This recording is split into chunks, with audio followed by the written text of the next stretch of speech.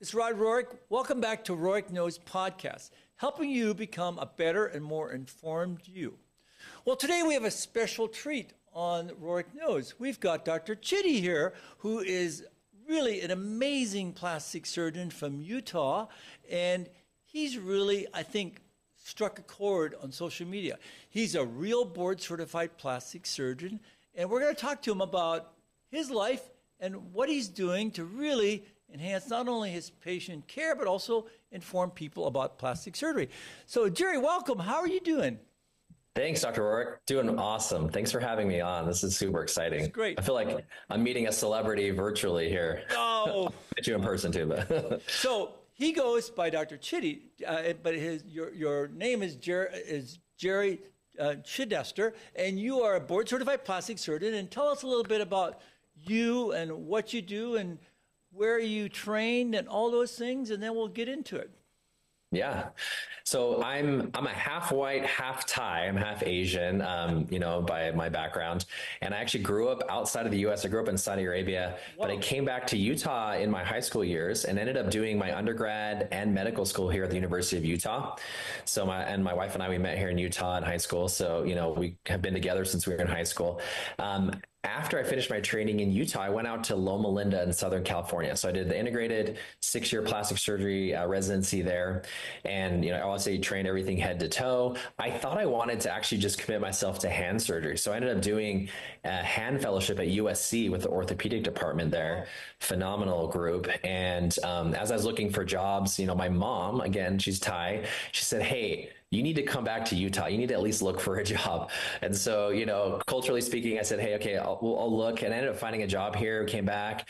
And then, it worked out. We just came back to Utah, be near family, and we've loved it ever since. Well, that's awesome. That's awesome. My mom said the same thing.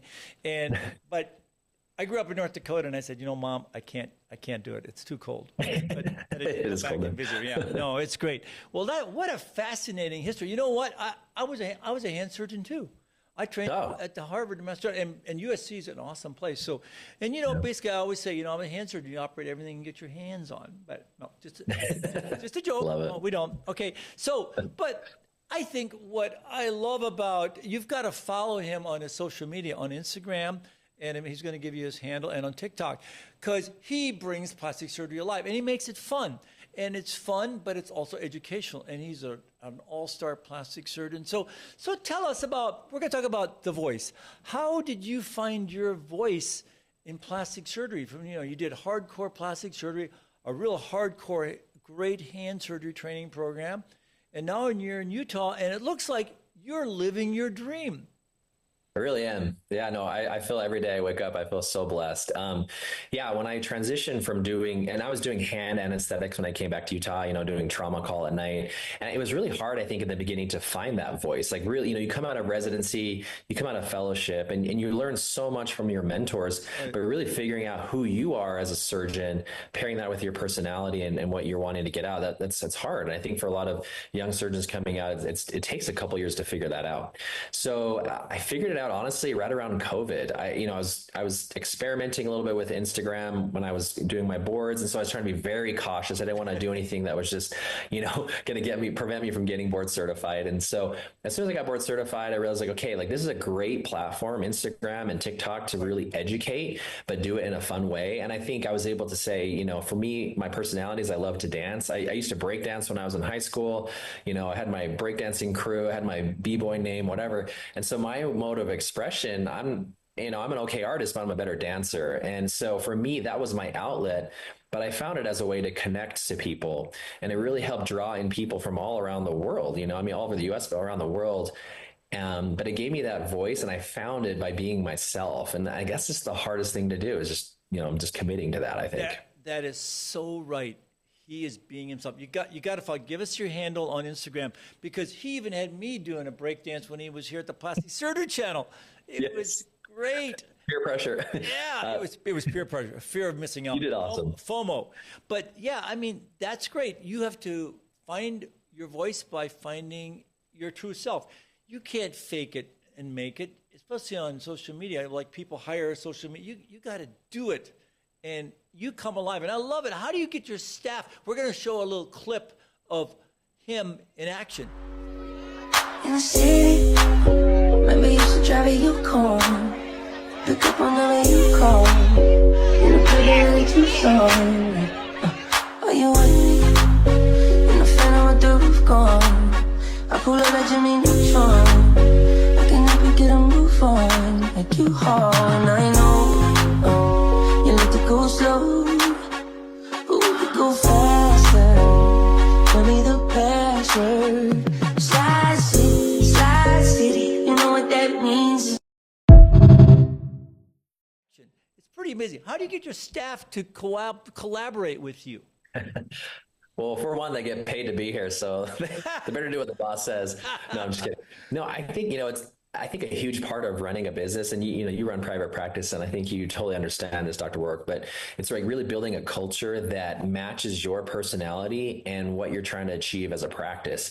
And so when we hire and when we have to unfortunately fire some people, all that's done around our cultural foundations, and our culture is like one of our main things is be yourself, and so I think we tend to attract people that are outgoing like that want to try new things, do dances, and just put themselves out there. And so I think that's why they're willing to do it.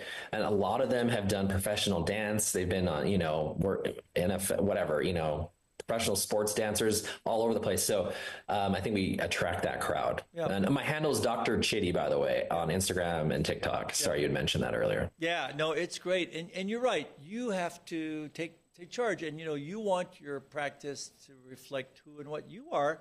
And I do the same thing. I surround myself with some really great people that really enhance who and what I am and what I do. And it really comes out in your Instagrams. I mean, it's fantastic. And of course, you're an amazing plastic surgeon as well. But, you can have fun when you're doing plastic surgery.